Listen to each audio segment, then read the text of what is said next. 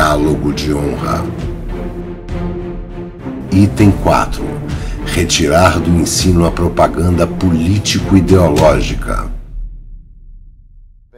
Estamos começando mais um capítulo do Decálogo de Honra, o decálogo criado pelo coronel Enio Fontinelli. E no capítulo de agora a gente vai falar sobre um assunto muito importante, um grande problema que nós estamos vivendo no nosso país, que é relacionado à educação, que é retirar do ensino esse aparelhamento.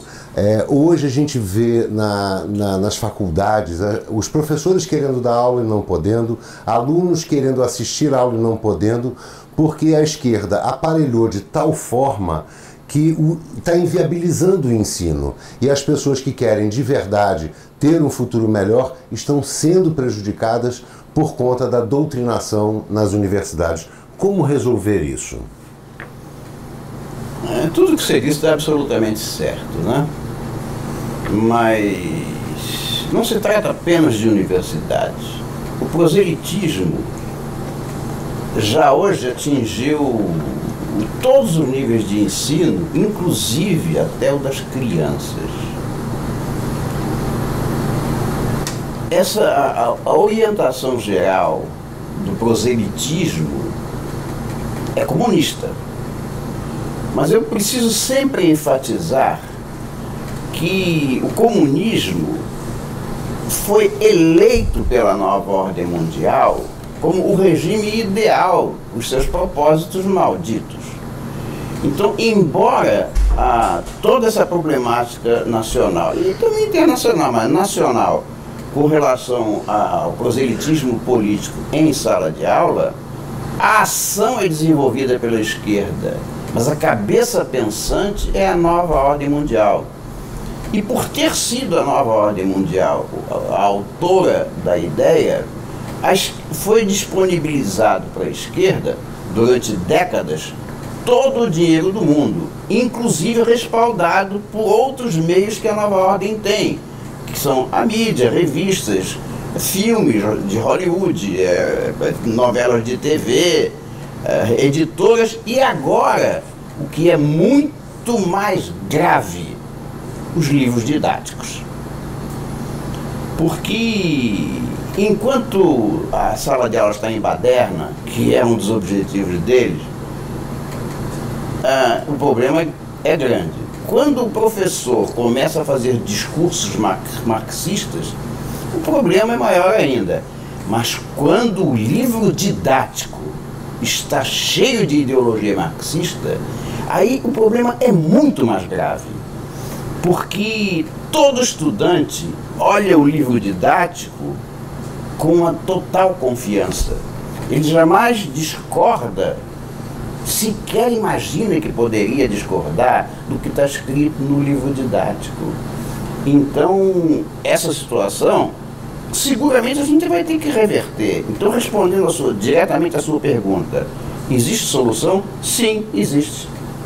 Então, na prática, qual seria a solução para acabar com o que está acontecendo agora, que inclusive está no decálogo de Lenin, a destruição da educação através de suas bases, né? E bem como o senhor colocou, até as crianças no ensino fundamental estão sendo impactadas por informações de esquerda, por informações comunistas. Estão tentando doutrinar as nossas crianças desde a raiz do ensino. E isso é um absurdo e concordo.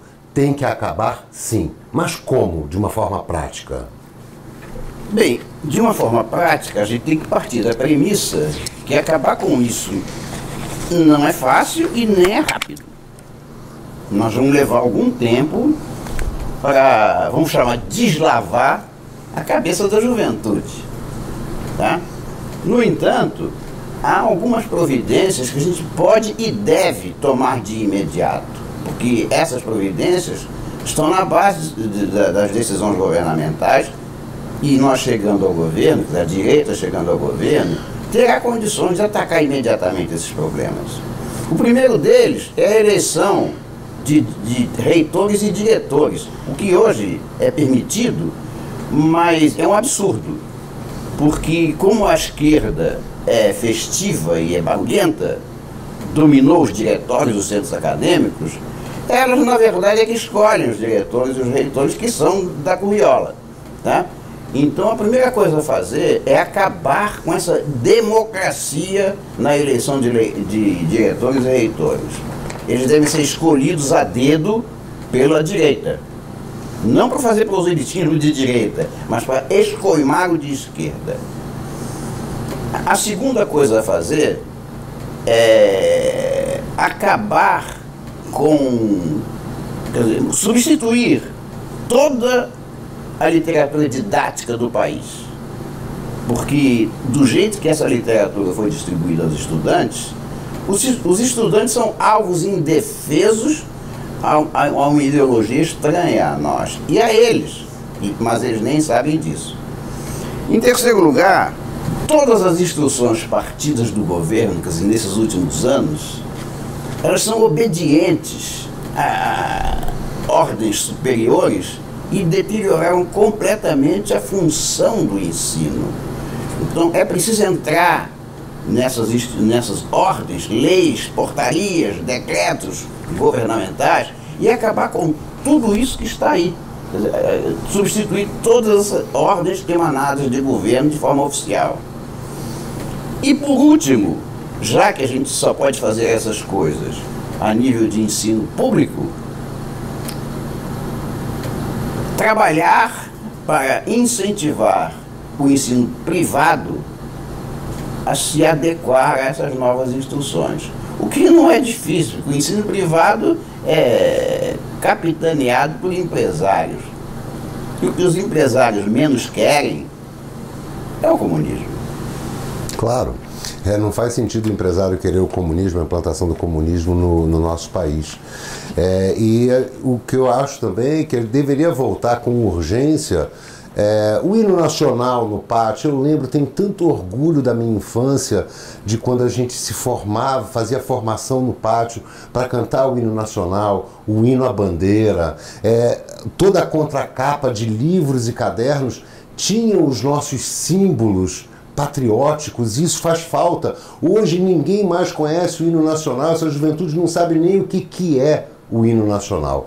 Mas aí, dentro desse contexto, nós temos também sindicatos ligados a estudantes, temos a UNE. O que fazer com esses grupos? Bom, a UNE e todos os organismos similares à UNE, distribuídos em nível estadual e municipal, devem ser cortados. Mas isso não pode ser interpretado como uma ditadura, não permitindo a liberdade do ensino? Definitivamente não. Ditadura é o que existe hoje. Porque nós estamos debaixo da ditadura da esquerda. A UNE e os outros organismos, ao invés de permitir a liberdade de expressão do estudante, ela não faz isso. Ela fala como se todos os estudantes fossem e silencia a voz da maioria. Portanto, parece que os estudantes estão fazendo determinada reivindicação, mas não são. A maioria quer mesmo estudar. Mas os piquetes da UNE, a propaganda, ela é sempre respaldada pelos órgãos de imprensa, porque faz tudo parte do mesmo balaio. Então, ao contrário de ter liberdade de expressão, o estudante de hoje é amordaçado pela ideologia de esquerda. Então, acabar com essa farra não significa uma atitude ditatorial de forma alguma. Muito pelo contrário.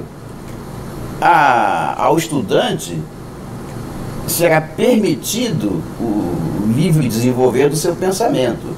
Mas é bastante importante enfatizar que quando um estudante senta numa sala de aula,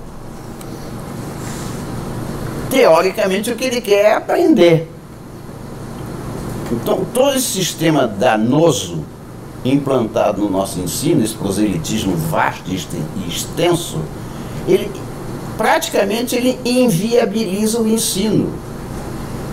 E para que existem as escolas? Para que existem as universidades?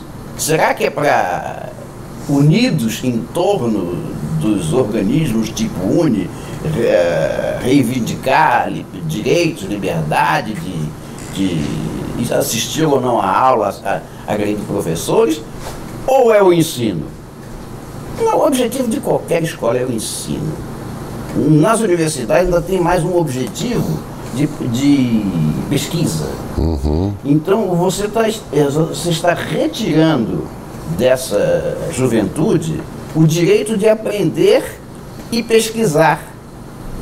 E o que acontece na prática aos nossos olhos, e nós vamos ter que suportar isso durante mais algum tempo, é que essas pessoas, esses estudantes, não estão preparados para formar nem a si mesmos e nem a colaborar com o desenvolvimento do país.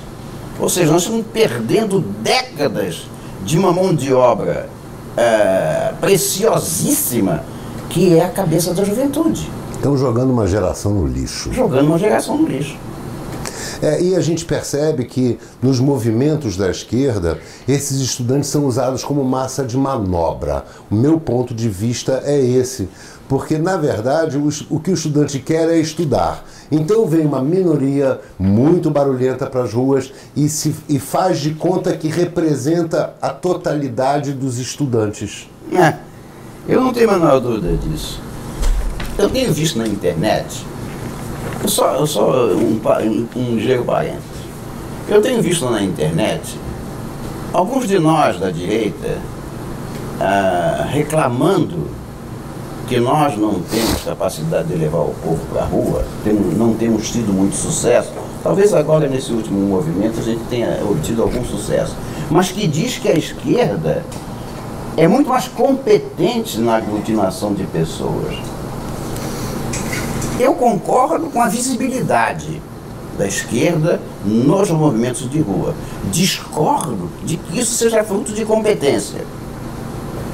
Porque nós não conseguimos, por exemplo, se quisermos fazer um movimento, a expressão de um pensamento através de um movimento em Belém do Pará, a gente só vai poder contar com a população de Belém do Pará e mesmo assim a grande parte dela não poderá comparecer porque vai estar trabalhando. Assim como o deslocamento para lá, a ser feito pelo próprio bolso, também vai prejudicar as horas de trabalho que vão ser deixadas para trás. A esquerda não. A esquerda não. Nós estamos falando de movimento estudantil. A esquerda não. A UNE recebe milhões, não presta contas a ninguém e usa esse dinheiro para financiar exatamente essa balbúrdia.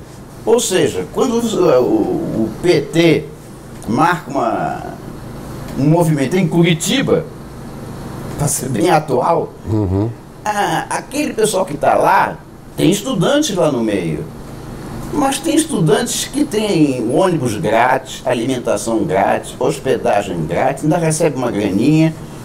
Alguns que não recebem essa graninha acham ótimo tirar umas fériasinhas, fazer turismo, conhecer um estado novo, né? Puxar o seu baseadinho durante a viagem, conversar com os amigos, sexo livre. Quer dizer, o apelo do movimento estudantil nos movimentos de rua é grana, coisa que nós não temos. Da mesma forma, os movimentos sociais.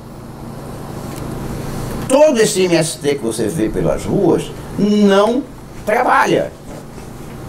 Ele recebe do governo para fazer, teoricamente, para fazer assentamentos. Mas não conheço até hoje nenhum que deu certo. Então, o movimento já existe há décadas e os assentamentos, se existe algum, eu não conheço. Porque até hoje, com toda a grana que recebem do governo, não conseguiram assentamentos. Ou seja, é um movimento destinado exclusivamente a fazer balbúrdia na rua. Então, a esquerda, o PT, no caso, não tem capacidade de aglutinação. O que ele tem é uma massa de manobra desempregada e custeada pelo nosso dinheiro, através dos nossos impostos, para fazer exatamente o que fazem. Isso não se chama capacidade de aglutinação, isso é covardia. Então, no caso, cortando essas verbas dessas instituições, acaba ou diminui muito o poder de aglutinação, é isso? É isso mesmo. Alguma coisa tem que ser feita, tem que se cortar a verba. O senhor citou o MST, que mais parece um grupo terrorista do que qualquer outra intenção, porque eles recebem o dinheiro, foram 13 anos, a gente está aí há 14 anos, só desses últimos governos de esquerda aí, que financiam ativamente, com muito dinheiro, essas bandeiras e não conseguiram resolver nada, muito pelo contrário. Só conseguiram aparelhar cada vez mais esses grupos que fazem terrorismo, que destroem fazendas, que destroem as estradas e que destroem a nossa capacidade de ir e vir, tentam destruir a nossa Constituição. Então, realmente o governo tem que tirar as verbas não só dos grupos de estudante, mas de todos esses grupos aparelhados de esquerda que não querem em nenhum momento o bem do Brasil. É isso. Perfeitamente isso, perfeitamente isso. É isso. Esse foi mais um capítulo do Decálogo de Honra. Obrigado por estar assistindo aqui na Vira News. Informação em primeiro lugar.